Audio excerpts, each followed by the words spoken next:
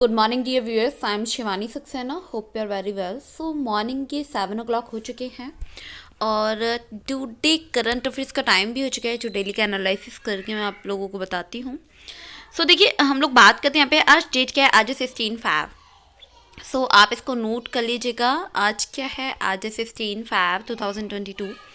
तो देखिए, हम लोग यहाँ पे बात करेंगे फर्स्ट न्यूज़ की। देखिए, आईसीसी महिला क्रिकेट विश्व कप 2022 के लिए पुरस्कार राशि की हुई घोषणा।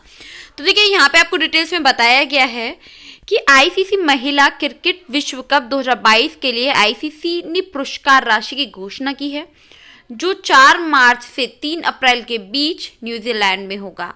विजेता को 9.8 करोड़ मिलेंगे, जो 2017 में विजेता को दी गई राशि से दुगना है।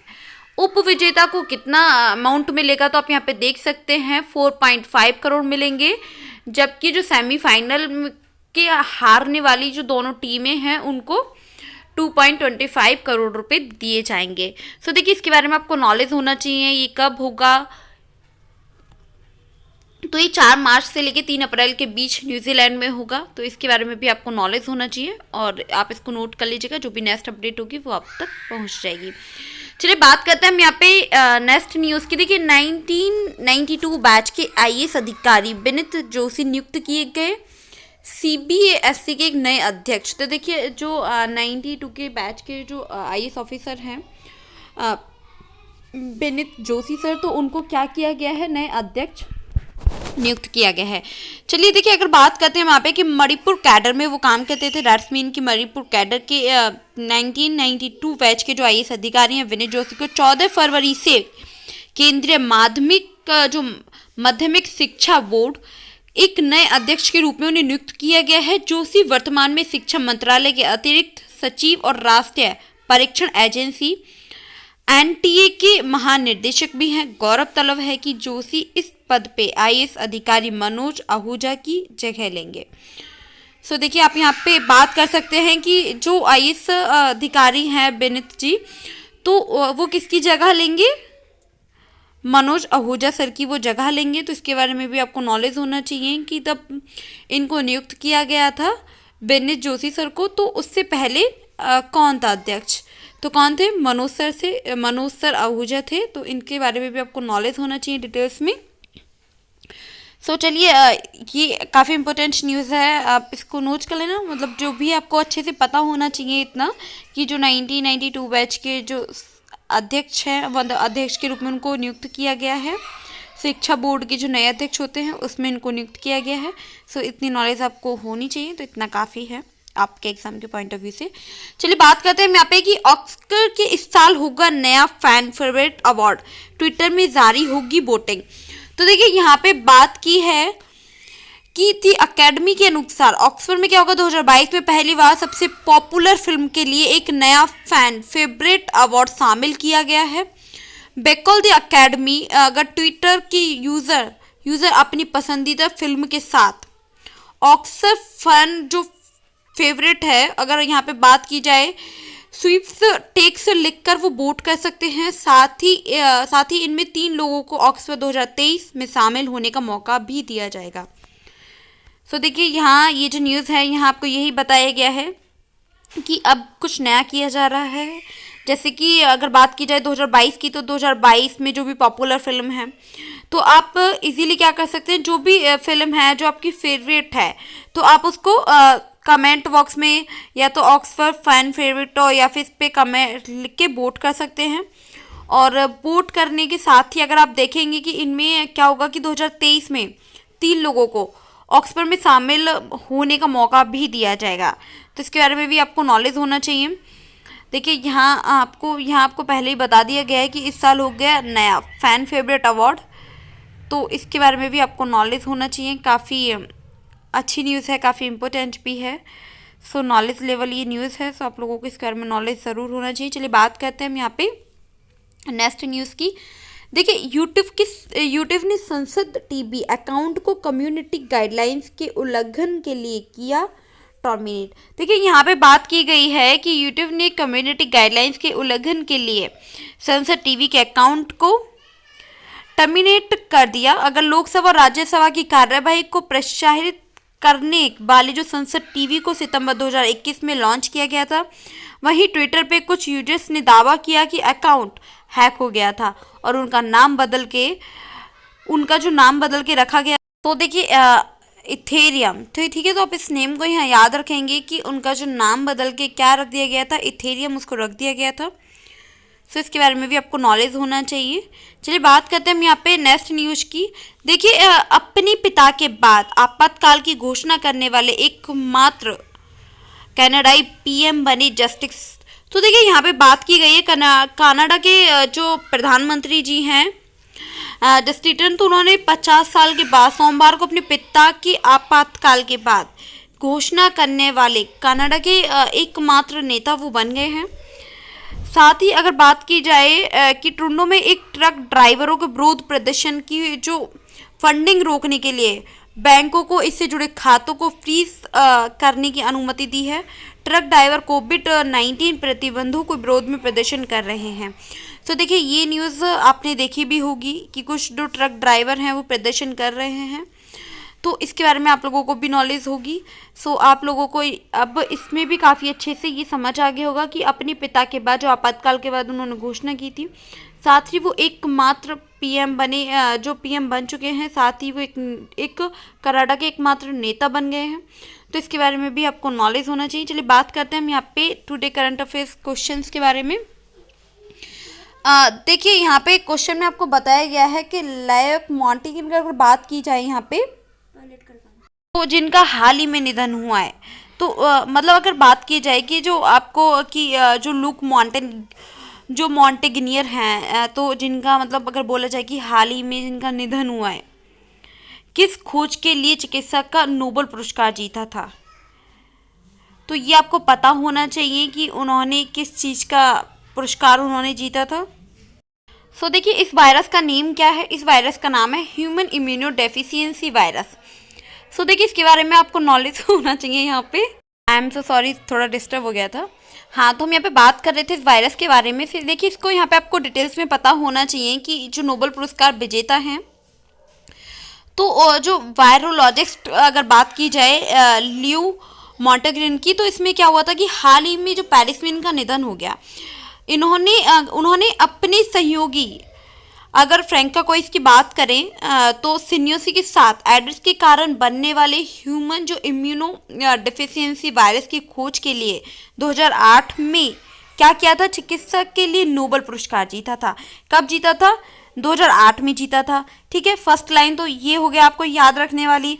सेकंड, किस वायरस के लिए जीता था, कौन से वायरस की इन्होंने खोज की थी, तो ह्यूमन इम्यूनो अगर डिफेंसी की बात करें यहाँ पे, तो ये वायरस है। इस वायरस का नेम आपको पता होना चाहिए। साथ ही आपको ये भी पता होना चाहिए कि 2008 में इसकी खोज के लिए इन्हें नोबेल पुरस्कार इन्होंने जीता था। होप आपको काफ़ी अच्छे से समझ आ रहा होगा, आप इसे समझने की कोशिश कर रहे होंगे कि इसको बंद करो। सो देखिए ये आपके एग्ज़ाम के पॉइंट ऑफ व्यू से काफ़ी इम्पोर्टेंट हो जाता है कि जो इम्यूनो डेफिशिएंसी है वो वायरस है। तो देखिए अगर इस वायरस के बारे में आप लोगों से किसी भी कॉम्पिटिटिव एग्जाम में पूछ लिया जाता है, तो आप इजीली, अगर आप इसके नेम को जानते हैं तो आप इजीली इसका आंसर दे सकते हैं कि इसकी खोज किसने की थी। ठीक है, तो डायरेक्ट वे में ये क्वेश्चन भी जो अगर बात करते हैं जो कॉम्पिटिटिव एग्जाम होते हैं ना, तो उसमें ये क्वेश्चन आपसे पुटअप किया जा सकता है कि जो ह्यूमन इम्यूनो डेफिशिएंसी है ये वायरस की खोज किसने की थी। सो आप इजीली इसका आंसर दे सकते हैं। चलिए बात करते हैं आगे कि इन्होंने मानव पेपिलोमा वायरस की खोज के लिए जर्मन वैज्ञानिक के लिए जूर हॉशन के लिए एक नोबेल पुरस्कार का आधा हिस्सा भी साझा किया था। ठीक है, सो इसके बारे में भी देखिए आपको न्यूज़ होना चाहिए कि इन्होंने इसका भी आधा हिस्सा साझा किया था। साथ ही इन्होंने 2008 में नोबेल पुरस्कार भी जीता था। किस वायरस को खोज करने के लिए जीता था ये भी मैं आपको बता चुकी हूँ। सो आप इसको काफ़ी अच्छे से पढ़ लेना। चलिए बात करते हैं हम यहाँ पे नेक्स्ट क्वेश्चन की। तो देखिए यहाँ पे जो सेकंड क्वेश्चन है, यहाँ से पूछा गया है कि पॉल हेनरी सांडोगो डामिवा किस देश का राष्ट्रपति घोषित किया गया है, तो बुर्किना फासो का इसको घोषित किया गया है राष्ट्रपति। इसके बारे में भी आपको नॉलेज होना चाहिए। सो ये काफ़ी इम्पोर्टेंट भी है, आप इसको नोट भी कर लेना ठीक है, चलिए बात करते हैं इसको डिटेल्स में जानने की। देखिए, राष्ट्रपति जो है उन्होंने जो लेफ्टिनेंट कर्नल पोल हैंडी जो सांडोगो है, उन्होंने डामीवा को अफ्रीकी देश एक बुर्किना अगर फासो राष्ट्रपति घोषित किया गया है। देश के शीर्ष जो संवैधानिक संस्था के पिछले महीने में तख्तापलट के बाद इस फैसले की घोषणा की गई है कि जनवरी के महीने में दामिवा का नेतृत्व अधिकारियों के देश में निर्वाचित राष्ट्रपति मार्क क्रिश्चियन कारोबारों के लिए एक बहाल कर दिया गया था। सो इसके बारे में भी देखिए, आपको नॉलेज होना चाहिए कि किस देश के राष्ट्रपति चुने गए हैं। इसकी न्यूज़ जैसे कि अभी जनवरी के महीने में इसकी घोषणा की गई, और पिछले महीने हुआ क्या था कि संवैधानिक संस्था के जो पिछले महीने में इसको तख्तापलट करने के बाद से ये फैसला हुआ है, इसकी न्यूज़ आई है। सो इसके बारे में भी आपको याद रखना है। चलिए बात करते हैं हम यहाँ पे डेमोक्रेसी इंडेक्स के बारे में जो 2021 का है। तो इसमें भारत की रैंक क्या है। सो देखिए, इस क्वेश्चन में आपसे ये पूछा गया है थर्ड में कि 2021 डेमोक्रेसी इंडेक्स रिपोर्ट में भारत की रैंक क्या रही। तो देखिए, हाल ही में जारी EIU की डेमोक्रेसी इंडेक्स की रिपोर्ट में भारत 46वें स्थान पर है, 46वें स्थान पे है।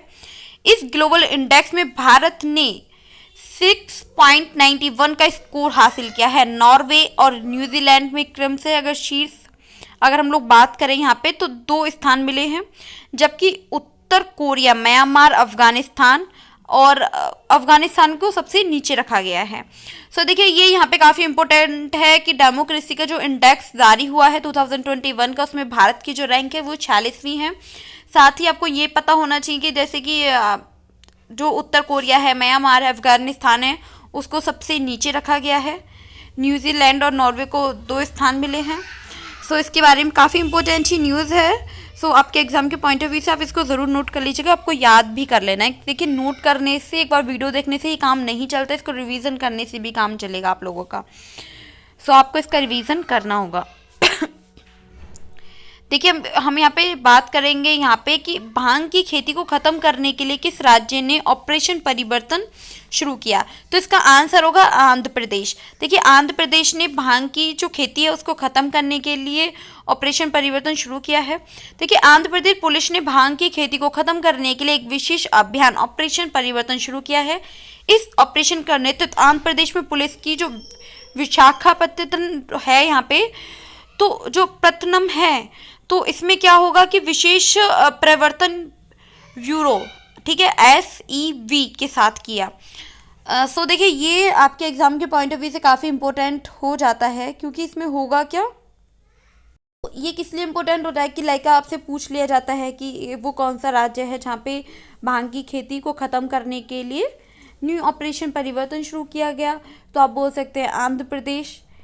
तो इस तरीके के बहुत सारे क्वेश्चन आपसे पुटअप किए जा सकते हैं, जिसके बारे में आपको नॉलेज होना चाहिए, और ये न्यूज़ भी है। सो भांग की खेती, भांग आप लोग सभी लोग काफ़ी अच्छे से जानते हैं कि भांग क्या होता है, एक नशीला जो पदार्थ होता है। सो देखिए, चलिए बात करते हैं हम यहाँ पे नेक्स्ट क्वेश्चन की। होप आपको काफ़ी अच्छे से समझ आ गया होगा। देखिए, भारत ने किस देश को गेहूं के वितरण के लिए संयुक्त राष्ट्र विश्व खाद्य कार्यक्रम के साथ समझौते पे हस्ताक्षर किए हैं। तो इसका आंसर होगा अफगानिस्तान। ठीक है, भारत ने 50,000 मीट्रिक टन गेहूं का वितरण करने के लिए संयुक्त राष्ट्र विश्व खाद्य कार्यक्रम WFP के एक साथ समझौते पर हस्ताक्षर किए हैं, उन्होंने सिग्नेचर किए हैं। भारत ने अफगानिस्तान को मानवीय सहायता के हिस्से के रूप में राहत भोजन के लिए प्रतिबद्धता जाहिर की है, जिसे सड़क मार्ग से पाकिस्तान के जो रास्ते हैं, पाकिस्तान रास्ते ट्रक काफिले में भेजा जाएगा।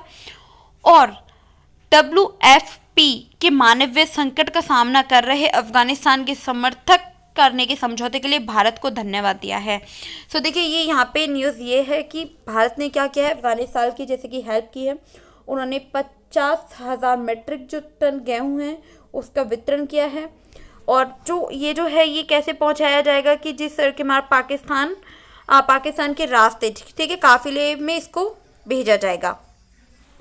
अगर बात की जाए यहाँ पे WFP मानवीय जो संकट है उसका सामना कर रहे जो अफगान हैं, ठीक है, अफगानों के समर्थक में समझौता करते उन्होंने भारत को धन्यवाद बोला है। तो काफ़ी अच्छी न्यूज़ है, काफ़ी इंपॉर्टेंट भी है। सो इसको भी आपको नोट कर लेना है। सो देखिए, ऑलमोस्ट आपका टुडे करंट अफेयर और आपके टुडे जो इंपॉर्टेंट क्वेश्चन रहते हैं डेली के 5 वो भी कंप्लीट हो चुके हैं। अगर आप लोगों का कोई भी डाउट है तो आप उसे कमेंट बॉक्स में क्लियर कर सकते हैं। और देखिए, नोट करने से या फिर एक बार वीडियो को वॉच करने से इस तरीके से काम नहीं हो पाएगा, और इसीलिए आपको देखिए आप नोट भी करें वीडियो को 1 टाइम, 2nd टाइम आप इसको देखें, जिससे कि आपका जो रिवीजन है वो बहुत अच्छे से हो जाए। आपको पता है कि प्रैक्टिस और लिसनिंग के साथ हम चीज़ों को बहुत जल्दी और काफ़ी लॉन्ग टाइम तक हम इसे याद रख सकते हैं। सो इसके लिए भी आपको जल्द से जल्द वर्क करना होगा इस पर। और कोई भी दिक्कत परेशानी आ रही है पढ़ाई में तो आप मुझे कमेंट बॉक्स में उसको बता सकते हैं। मैं आपके डाउट्स को क्लियर करने की पूरी कोशिश करूँगी। तो चलिए, आज के लिए इतना ही। Thank you so much. Bye bye, take care.